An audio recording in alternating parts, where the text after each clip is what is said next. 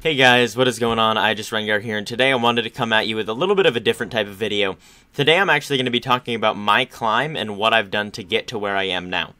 For those of you that don't know, I actually started playing League at the very end of Preseason 4 and the beginning of Season 4 itself. So Preseason 4, 10 days before Ranked Reset, is when I got level 30. So I played my games, I got placed Bronze 3. And then I was like, it doesn't matter, I'm going to get placed Silver 5 next time. So I wait 10 days, play Ranked again, get placed Bronze 5. So that's just the beginning of my story. Placed Bronze 5 out of nowhere. I'm actually garbage at the game. I'm a legitimate Bronze 5 player, and I wanted to find a way to get out. So for my strategy, what I did was I knew that I was bad, and I worked to find a way that I could improve myself. And right now I'm actually... I'm currently D3, but I have Masters MMR, and I ended last season Masters, so I feel like I'm, qualified to speak about this going from Bronze 5 to Masters, although it did take me 3 years. So what I did was I basically just found somebody that would teach me. And I didn't find somebody that was a coach, but I actually found somebody online that I could watch, and it was actually a streamer named Avail. Twitch.tv/AVAAIL. So Avail is the guy that I watched to end up learning all that I could about Rengar. And he was a Rengar one-trick. He was Challenger at the time on Latin America North and North America. He was really good at the game. And I wanted to learn to be just like Avail. So basically what I employed and the strategies that I used were I would just sit down every day, and I'd watch his stream for 2 hours, 3 hours, or something like that, which, believe me, that was super easy. His streams were, and still are, super entertaining. So I'd stop in, I'd watch for, a really long time, I'd learn, and I wouldn't just watch the stream to watch the stream, but I'd be looking at what he's doing, I'd be looking at what he's building, and I'd be asking questions in the chat. I'd be like, hey, Avail, why are you building this? Why are you building this? Why did you go in right there? And he wouldn't answer all of them, but he actually did answer a fair bit, and he's always really good about responding to people in his chat. So it was really good for me as a player to be able to talk to somebody else and learn a little bit. And that's why I respond to every single comment, because I want you guys to know that you're heard and that I can respond and help you guys out. So basically, what I did was I started maining Rengar, I started watching his videos, and within 28 days, I went from a legitimate Bronze 5 player to a Gold 5 player. I went from Bronze 5 to Gold 5 in 1 month, and I was so proud of myself. I was so happy. I remember spamming in Avail's chat when I got Gold 5, and at the time he was Challenger, so he's probably like, yeah, this guy, okay, you got Gold 5.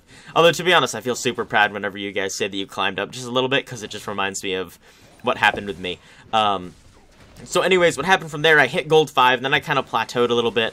I ended up climbing up to Gold 1 as my max for that season, Season 4, and I just kind of stagnated at the end of that. So, but I was really happy about that. And then after that, I decided I wanted to improve more. Now, this is going into Season 5, Season 6, and then Season 7. So, Season 5, I was like, okay, I really need to up my game. I need to get a lot better at League of Legends. I need to make sure that I'm playing everything at my tip-top. How do I do that? So, starting out with Season 5, basically I just played a lot of games. I played as many games as I could. I mean, I didn't really play as many games as I played in Season 4, but I did... I played more games with a higher win rate, is what I should say. So I had a 59% win rate during Season 5, and that was over, I think, almost 200 games total. So I was really happy with my performance. And the way that I was able to do that was just by narrowing down my champion pool. Aside from Lee Sin, I actually had 4 wins and 14 losses as Lee Sin that season. Feels bad, man. But anyways, narrowing down my champion pool, I was able to really succeed Season 5 and end up ending in Diamond 5, which I was so happy about. Getting Diamond was, oh my gosh, I still remember I was screaming, and I ran upstairs and I told my parents, even though they had no idea what the game was at the time. But then I called my my brother, and he was like, oh my gosh, that's so good. So I was happy about that. But anyways, that's kind of what I did in Season 5. So just to improve more, honestly, in that season I didn't really do too much. That was just kind of naturally... I would watch streamers, then I kind of naturally just kind of get results from just watching them and learning a little bit. Now, Season 6 is when I actually really started to pick back up and get back into League of Legends and what I wanted to do to get better at the game. Now, in Season 6, that was the first time that I actually inquired about coaching, and I got a coaching offer from somebody named Dax. He was a former Mouse Esports support player. If you look him up, I think that you just need to look up... Dax Mouse Esports. Let me actually look it up myself. I think that's what you do. Yeah, Dax Mouse Esports. And he actually comes up, Alejandro Germain. And he actually, even though he's EU, agreed to coach me for $10 an hour, and I could pay in CSGO skins. And I was like, yes, thank you so much. This is exactly what I needed. So basically what I would do is I'd go to the store and I'd buy Steam cards. Because keep in mind, Season 6... even though it was 2 years ago, I was actually 15 at the time. So I'd go to the store, I'd like ask for Steam cards for Christmas, for my birthday, all those things. That way I'd be able to pay for coaching. And I really did learn so much from those sessions. And a lot of the game knowledge that I'm like, you'll see me up here spouting today, I still remember from those sessions with him. And that's why I feel like coaching is so beneficial. Especially once you get to the higher ranks and you can't really find the knowledge you need in videos.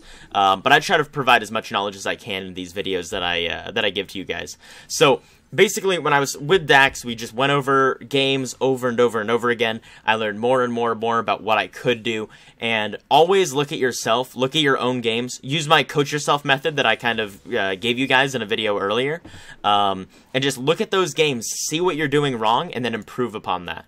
So in Season 6, that's, again, what I said. I really wanted to try hard, and I ended up ending that season Diamond 3, and I was like, oh my gosh, this is so great. Diamond 3 is a huge improvement, and it actually is a pretty huge improvement from D5. So D5 to D3, I was super happy. Now, disaster struck at the end of the 6th season, however, and I got what is known as a girlfriend. I still have her, and she's awesome. But anyways, so I got a girlfriend, and I stopped playing League as much. And I really didn't have much time for League whatsoever, just because I was spending so much time with her. And so I kind of, like, fell off a lot for Season 7. And actually, for the first, I think it was, like, let me actually check OPGG. So for the first 5 months of Season 7, I was Plat 1, and then I hovered D5 until August. So, just so you guys know, I was D5 until August, and then it's kind of like working out with a muscle. You get kind of bad at League and you get a little bit washed up, but once you kind of work it out more, you really get back into it. So if you previously had those muscles, that's going to be a lot easier to regain them. And so this season, I definitely made the push. So Season 7, I put in as much time as I could into League once it became like around August, and I actually played more games in that season than I had in any other season. The closest season was actually Season 4. So I played 450 something Rengar games in that one season for ranked, which compared to some people, Chaos Reign, isn't really that much, but it's still quite a bit in comparison to Season 6, me only playing I think like 220 games, so it's double what my Season 6 was. But anyways, so that just kind of shows you, oh wow, I actually did a fairly good job that season. And then obviously I ended Masters.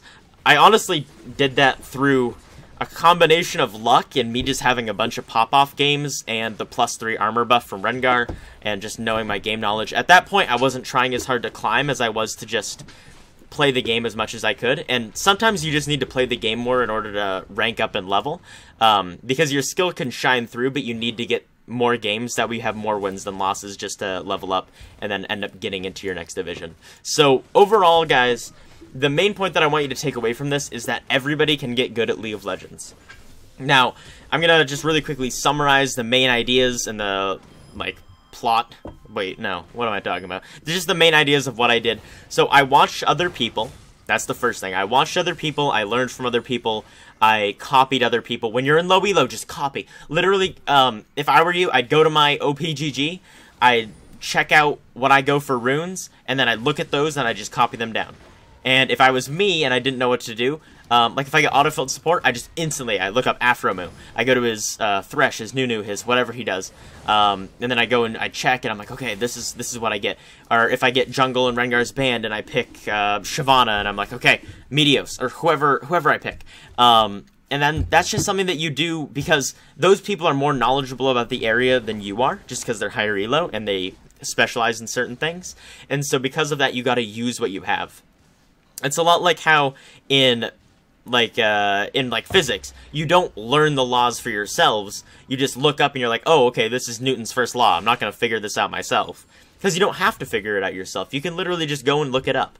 So if you are lower elo, don't do the work yourself. Go figure it out, learn it, and then when you get to higher elo and you get to start thinking about it, then make your own decision. I'm not saying that you shouldn't make decisions. Oh, okay, that sounds bad. But it's just more, the odds are the people that are in higher elo are going to know the correct builds more, just because they've been tried and true, and they've been using them for a long time.